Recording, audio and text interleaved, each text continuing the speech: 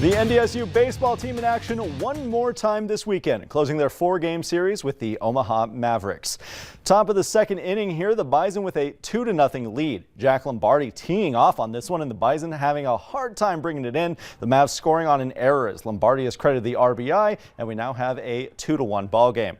Bottom of the third now, and this at-bat turns into a bit of a track meet. Jake Malik pops it up into the infield and turns on the Jets to get to first base, doing his best DK Metcalf impression there, beating the tag by a fraction of a second for the single.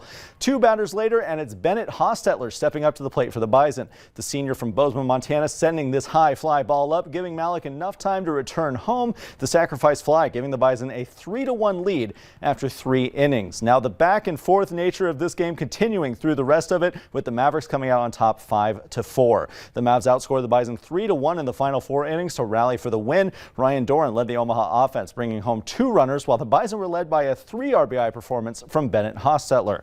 The Bison now sit at 32-14 overall this season and 17-10 in conference play. This busy stretch continuing for the Bison as they host Concordia tomorrow. They then host South Dakota State next weekend.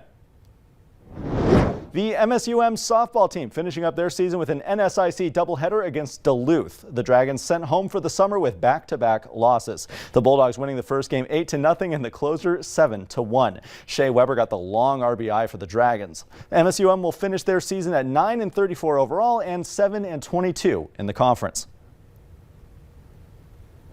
Anyone trying to bring their mom to the Minnesota Twins game for Mother's Day was faced with disappointment. The Twins contest with the Detroit Tigers was postponed due to rain. That one's going to be made up on July 16th. And that brings an end to the Twins series with the Tigers. The two teams split their previous 2 games. Minnesota now at 12-20 so far this season.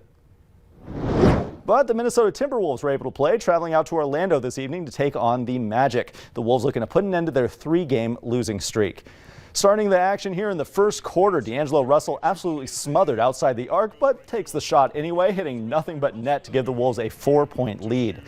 From one high-scoring guard to the other here, Rookie of the Year candidate Anthony Edwards gathers up the loose ball and then just lets it fly, hitting the 3-pointer from near the logo. T-Wolves now up by 11. Edwards showing off the vision here, sneaking the ball around 3 different defenders to get it to Karl Anthony Towns, who finishes with the slam.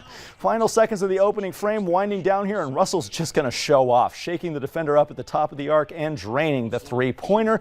Timberwolves dominate the first half, leading 34-19.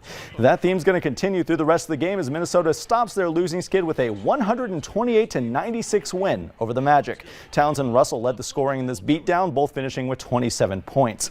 Nashe, the Timberwolves will now travel to Detroit for their next game, taking on the Pistons on Tuesday.